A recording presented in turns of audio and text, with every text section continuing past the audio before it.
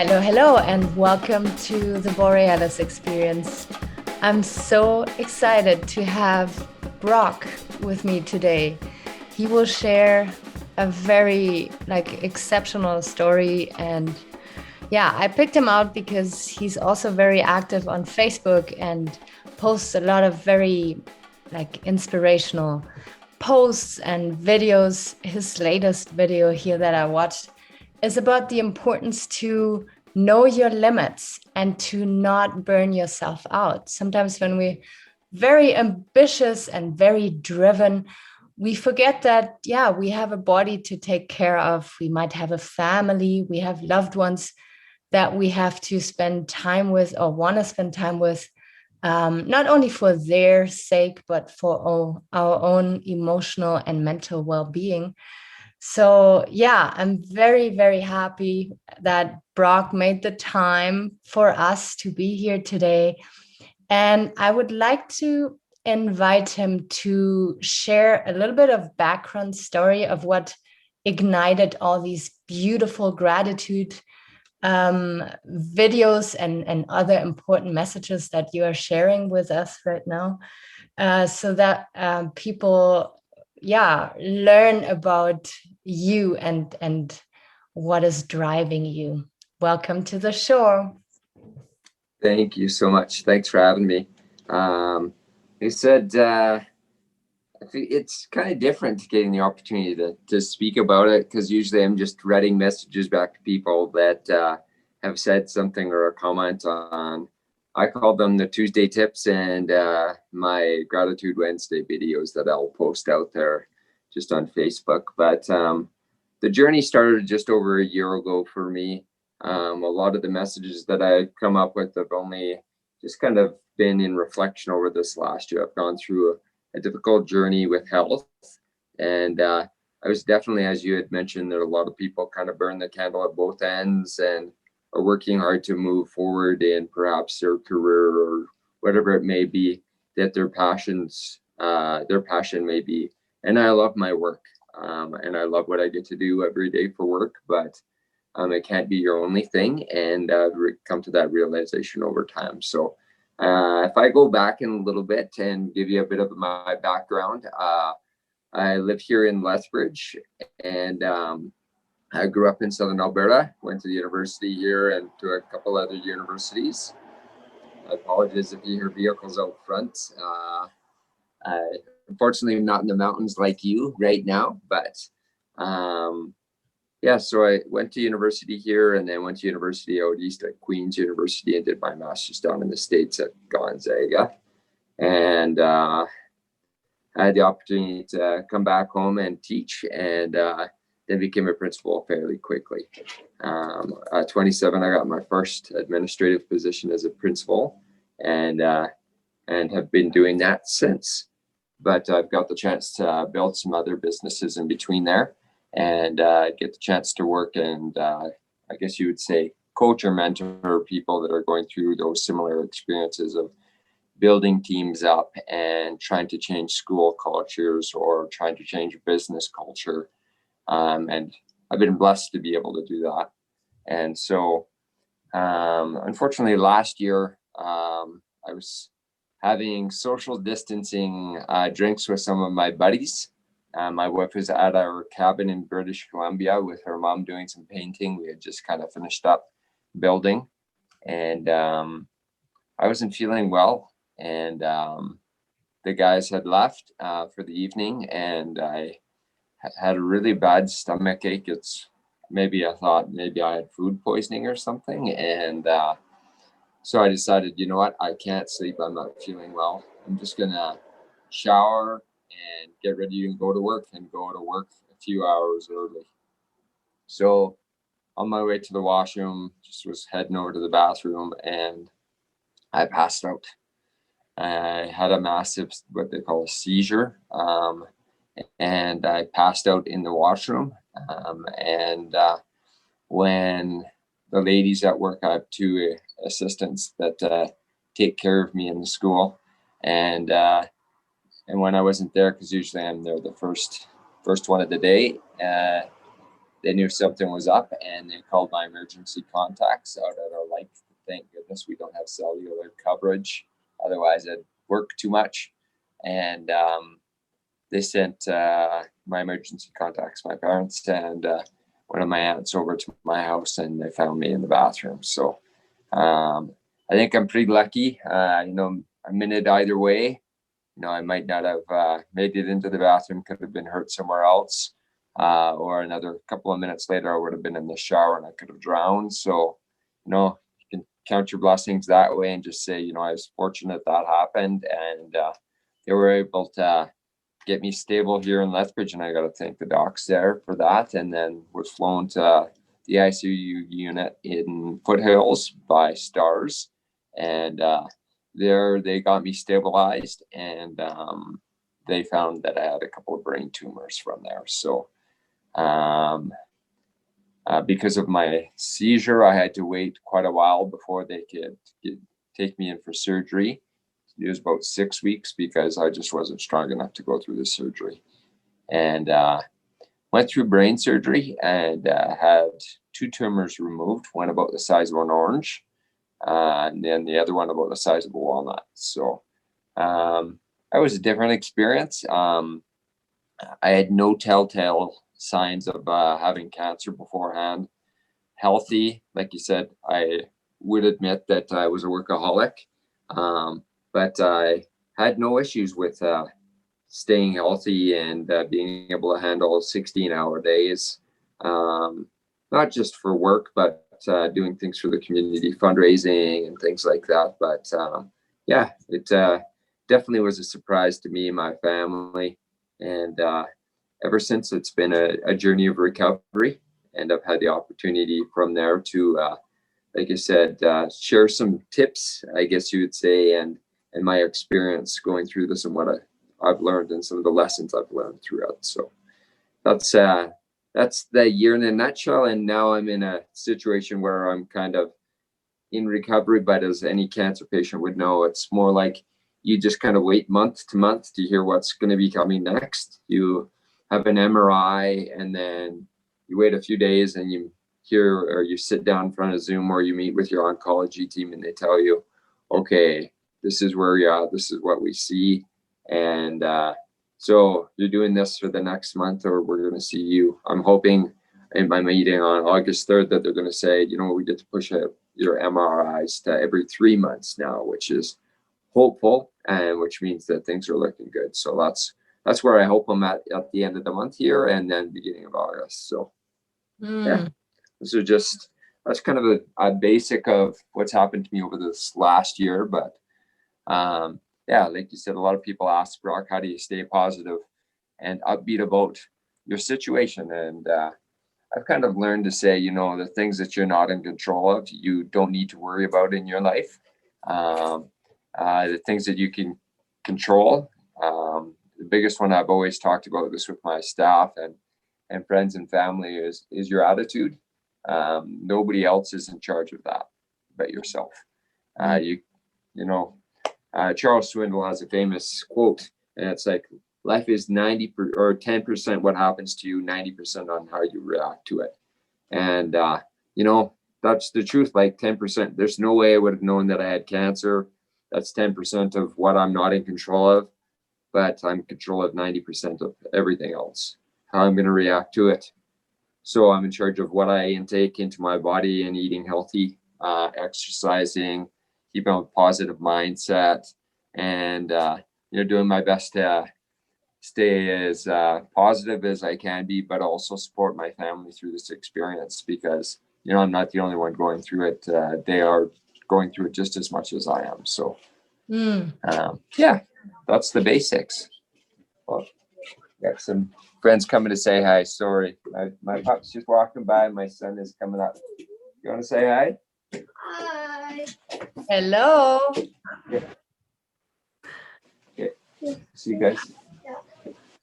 Sorry, they had a sleepover on the tramp last night, so they're just coming back with their sleeping bags. So. Oh, that's so adorable. And they went tubing down the river yesterday, so they're pretty excited about that. Wow, this is yeah, man. Thank you so much for sharing the whole story with us again, and it must have been such an intense like moment to know that okay, shit, my body is not healthy. My mind is still, functioning. I'm driven to continue, but all of a sudden you have to take care of your body now. And maybe before the diagnosis, you were taking care of your body, you were exercising and drinking and sleeping enough. But then all of a sudden you've realized, okay, I have to do more. I have to be more careful with myself. And I can see that a very ambitious person, a person with a big heart who's caring for others, might feel selfish at times in doing things for yourself. And I feel a lot of men are trapped in this caring provider role. And then when they do something for themselves, they either have their children or their spouse complaining that they want to spend more time with them, or their internal beliefs are telling them, hey, you're being selfish right now, and you can't spend alone time, or you can't go on a hike by yourself. How was it for you? Like, do you have dedicated self-care time right now, or You is know it what? pretty tough? Now it's definitely more balanced than it was while I was working extensively. Right now, I'm off on disability, of course, and still in a recovery. But I'll agree with you in that situation. I'd often feel guilty if I tried to do anything specifically for myself, because I was very much caught up in the provider role of doing as much as I can at this kind of what I call the high earning years. For most people during I'm 40 now, so I'm very busy at this. Well, was very busy at that time trying to, what's the expression, make hay while the sun shines, do as much as I can to provide for my family. And I got caught up in that mentality, definitely. Mm. And so my downtime will end up being, I guess, an overlap of social time and work, Mm-hmm. if that makes sense. I would, say I'm going to have a beer or a drink or a sit down or something like that with a friend, but typically was a business meeting, if that makes sense. So it was never really any personal downtime. I was never really, just going for a walk by myself, or I would not say I'm great at meditating. My wife really works on those kinds of things and has tried to teach me to do those things more. But I was quite reflective always. I would journal and reflect, Mm-hmm. and I would always have a gratitude journal with me, and just write things down. But my mind would never ever turn off. I was always thinking of what else could I do in order to support my family, take care of my family, and do those things. And my wife's been really working with me over this last year on how to, just realize you don't have to always be in that state of mind. We'll be okay. You know what? It doesn't matter about, if we have, a big home on the coulees and a cabin in BC and those types of things. Just realize that the most important thing is just us, our family, and our kids. Mm. And so that's been like I said, something that I've had to come to grips with. Even though she totally understands that I love my job, which I really do. I get a great deal of personal satisfaction from it, and also a great deal of satisfaction in seeing the difference that I can make in that role. So, yeah, that's it. It's a constant kind of battle and back and forth, but it has been an adjustment, but also just saying, okay, there's my cup, and I can only fit so much in my cup. I have to make sure that the big rocks of my family and my friends and my just work at school have to fit in there first before I can do any of the other things of, supporting others, building real estate teams, or supporting other companies, or helping charity organizations. Even though I get satisfaction from those, they just there's not enough room in the cup, if that Mhm. makes sense. Oh, So I just got to make sure that those big rocks are taken care of first.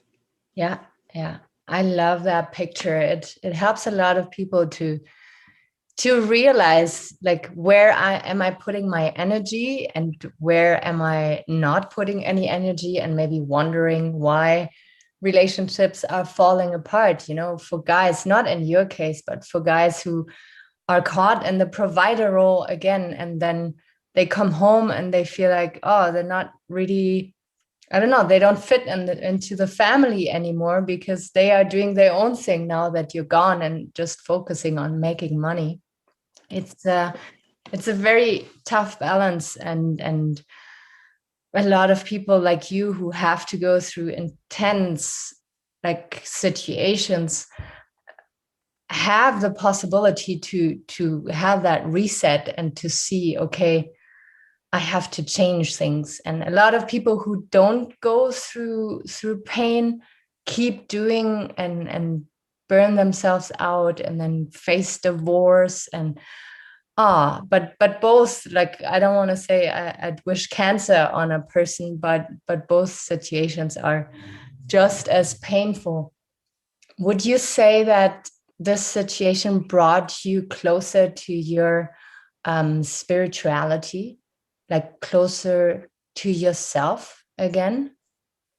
Yeah, you know what? It's interesting. As I go through and I reflect on, kind of the lessons that I've learned. Well, some of the lessons I learned first off was that how much stronger my family is than I thought they were. How strong my wife is. Where I always thought that I had to be that rock, and I was the person that was trying to carry the family through things. It's probably the exact opposite. She's really the one that is the leader in the household and the leader of our family, and where we're trying to learn how to adjust to that now, and learn the balance within that. Now, as far as spirituality and reflection on those components, I think that there's been a real transition as to what most people define as spirituality, if that makes sense. I think that if you do any studying or research of what, if specifically what people would say is religion, has been in Canada in particular, there's been a very big transition. Never has there been a time, as long as the research hasn't changed lots in the last 10 years, but I'm sure that the trend has only increased. Never has there been a time where fewer people have gone to church, and never has there been a time that people have wanted or expressed spirituality ever in Canada in the last I think it's 65 years. You'd have to talk to Dr. Bibby at the university. He's the premier sociologist of religion in the country and North America. But that's the basics of his course, is just the fact that people are just yearning for spirituality, but that doesn't fall within the confines of what is typical religion anymore. It's individualized. That's just the entire trend in the world and society today, is individualization of everything. I want something to be specific to me. I'm looking for something that's specific for me. Like I said, when I do mentorship or coaching with people, they experience a lot of difficulty with their teams often, or their organizations, because they've transitioned to having employees that are millennials now, that are used to things being individualized to them, and them feeling that it's a connection to them in particular. And that's very different when teams and organizations get large, whether they're, if they're 5 or 6, you can still maintain almost like a family mentality, if that makes sense. And you can find that connection point. But if you get to a company that becomes, let's say, or an organization that becomes, 80 people or 100 people or even 1,500 people, how do you maintain connection? And how do you maintain, like you said, that individuality, spirituality, that family on such a large scale? And so that's an adjustment for everybody. And I've been fortunate to help groups go through that. But for me, it's been the exact opposite. How do you go back to making sure when you go home that there's that connection, and making sure that you're on the same page with your spouse, with your life partner, whoever it may be, and with your children, right? Especially if you're not there with them enough. And that's been the realization for me over this time, is that time trumps all things, and being there with them trumps all things, and touch and feel does. I'm very much as the love languages go, I'm definitely somebody that it is expresses love through touch and emotion that way. I still hold my kids even if they don't want to be held. I don't care. My son, like you said, he'll come give me a hug. He's in middle school now, and he has no issue with running over with his buddies around and giving me a hug, which is awesome for me. I still feel great that my junior high boy is not embarrassed at all to give his dad a hug. And my little girl, she's just will sit in your lap all day long if she could, right? So, I love that because it speaks to my love language. And you got to connect that way. But it's quite awkward in the workplace if you're going around, it depends on your work situation, but I have zero issues. COVID was a different experience, but pre-COVID, I would sit there and the buses would show up at school and every kid would come off and give me a hug. And so, my bucket would be full for an entire day right then and there with hundreds of kids getting off the bus, giving you hugs, and you get the chance to say goodbye to them, give them high fives and stuff like that throughout the day.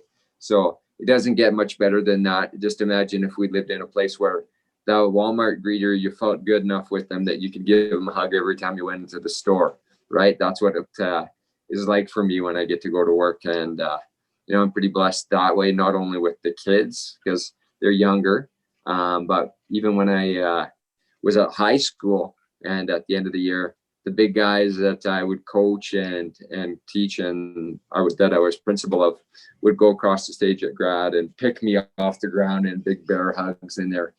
These big men now that are 18 and are bigger than I am. I'm just a skinny rat compared to them. So it was just it's always been awesome that way. And it's a different experience with staff too, though. But I consider all of them, somebody I truly care for, and they know that. And when this experience took place, they've been there for me. They reached out as much as they could. They would come and sit on the front deck like I am right now, and we'd socially distance appropriately and be there just to spend time with me. At the start, when I would still have seizures, I'm on seizure medication. In fact, it's right here today that I haven't had yet. And then just go through and just make sure that I'm doing okay, because they were just trying to get my meds kind of regulated at that time. So they're just, I'm blessed in every way and I feel fortunate. So. My goodness, that's so precious what you're sharing here with us. Like the first thing that I remembered now is that you said you can't control things that are out of our control, and the second, or there were many messages in between, but what you touched on right now with the love languages is such a big eye opener for a lot of men and women out there. And it is so beautiful, like to listen to you and you say, okay, this is your love language, and that makes me get to know you on a deeper level as well. And the same thing, and even more like intense, it goes when you're in a romantic relationship or when it is among friends, that you start to read your partner or your friend and how they understand love, how they receive love. And it's a very powerful tool to have in your tool bag. It is definitely. What, even as a leader in any role, understanding how how your staff, and like you said, your friends and family, how they, like you said, what their love language is, or how they like to receive gratitude. There's some staff that love that coffee in the morning that you picked up for them. That shows that you went out of your way to show your appreciation and your gratitude for them. Other people just want a caring note that's kind of to the point of like the words of affirmation. I saw you working with the kids the other day, and you were incredible. And it needs to be specific. It needs to be heartfelt. But when you connect with somebody that way, they know how much they care about you and how much you'll go out of their way. You'll go out of your way to support them. And then they start to take an interest in what your love language is, right? And they don't use that terminology, but they learn on how you like to be lifted up or supported, and whatever that might be, like you said. So whether that be, just quality time, which is my wife's love language. I know that, and that's where it was a big struggle when I was a workaholic, because I would work until we got home. I would get home late at night. Kids have already eaten. I would get the chance to, give kids kisses and hugs good night and say good night. And then Steph and I would be usually tired enough to get ready to go to bed, or I'd stay up and do a little bit more work. But like you said, I realized that, what, in order for this relationship to work, and that's what I realized over this past year, that I need to make sure that I've carved out that time for us to just go for a walk with the dog and talk. And that means without the kids. So there's going to be another walk with the kids, so that we're all spending time together as a family. But just learning those things. And like I said, that goes along with some of the messages that I try to share on Tuesday tips and Gratitude Wednesdays, is just, some of the things you got to realize that you got to do before, like I said, you get put in a situation like I've been placed. And that's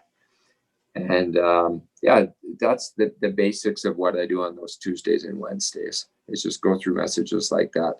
And hopefully you can do those things before you're forced to, like I said, or you don't get the opportunity to do them at all. Like, it's very easily that I could have just passed away, and I left a lot of things undone in my life. So, I'll just be thankful that I get this, like you said, the second chance to do it. So yeah. So what I hear is that with the love languages, you can intensify or better your relationships at work. Even, like, you can be a leader with the heart, and in learning their language, they will learn your language, and the work is going to be even more productive. People are going to go out of their way in order to reach success, and they're going to feel so deeply appreciated. And it's just a work environment that we should all thrive for.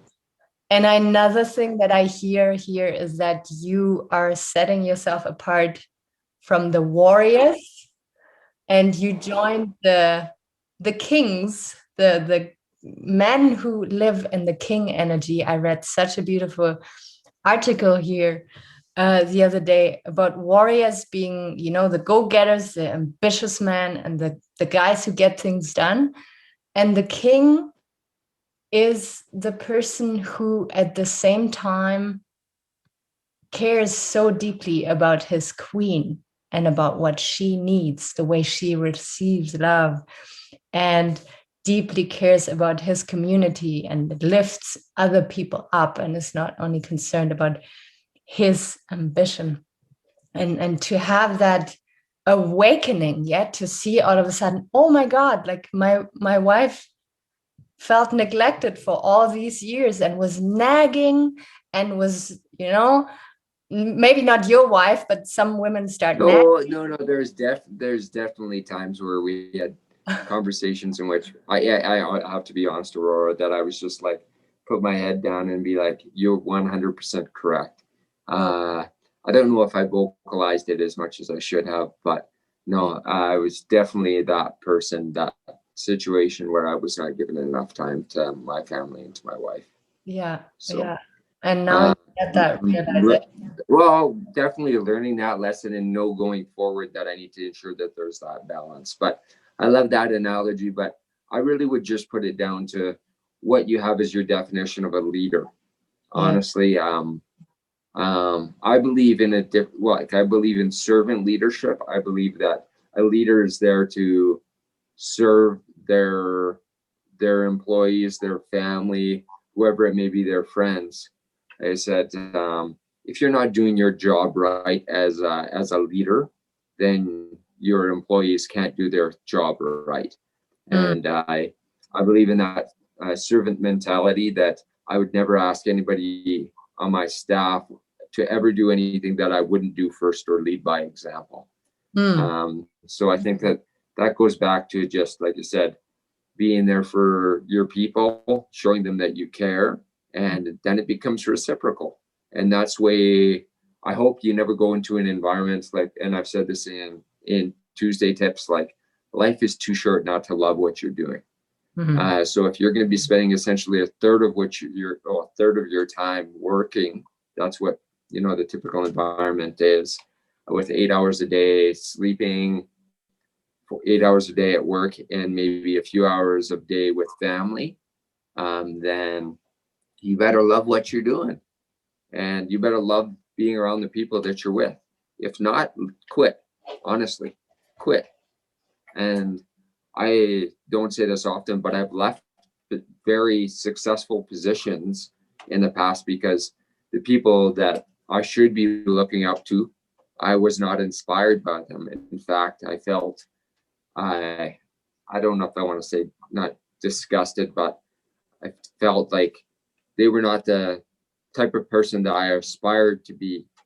And so, if I can't look up to the leadership of the person that is responsible for me, that is my leader, then I don't want to be there.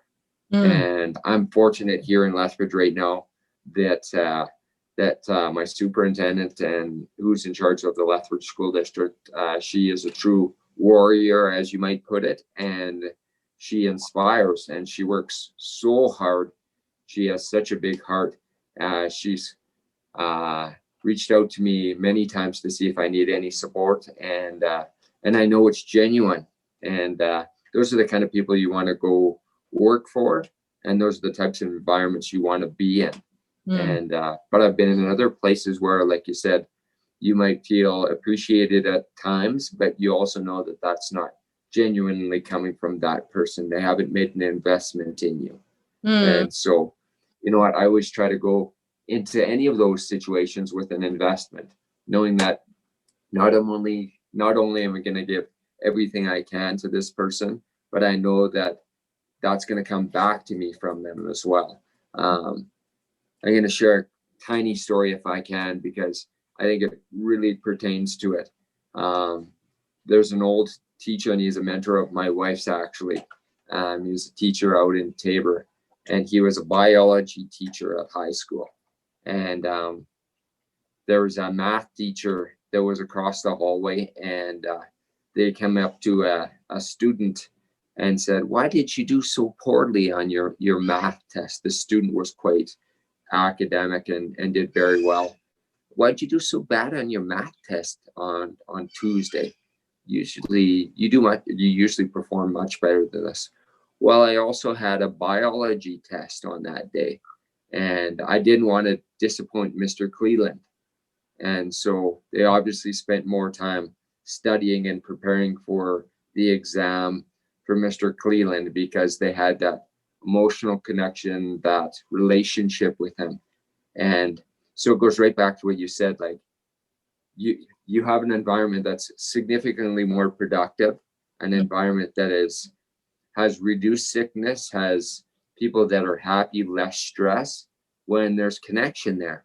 But that needs to be individualized to each person, and the leadership's job is to find what that connection is, and to encourage or create an environment where that will thrive.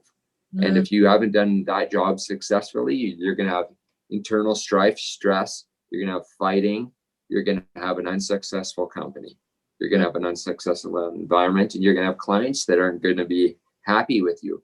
So for me, in my experience, it's going to be parents that are upset, children that are upset, kids that aren't learning, staff that are getting along, in a school that's in disarray, as opposed to a school that staff care about each other. Parents are like exceptionally happy that their kids are going to their school or going to that school, and they trust you with their most prized, I don't want to say possession, but the things that they love the very most in this world.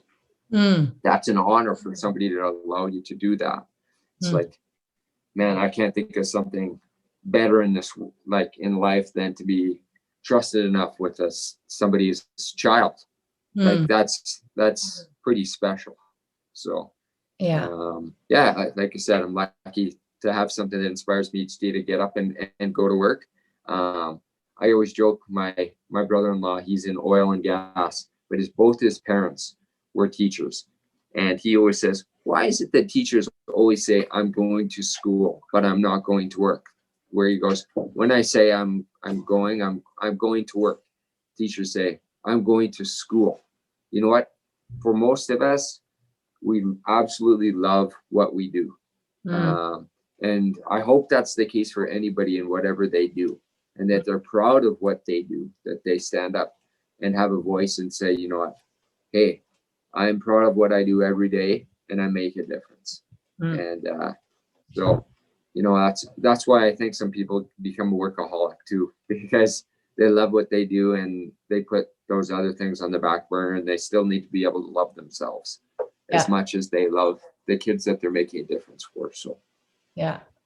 Oh man, this was such a nice little story that you shared here at the end, and I can see already how everybody will understand your message that heart driven, not ego driven, is the future, and this is how we can build very strong families and communities and strong thriving businesses. And I'm so endlessly grateful for you to making the time today and sharing your light and your wisdom. And I'm excited to share this episode around with everybody. Will be feeling touched at the heart. Thank you so much for being here.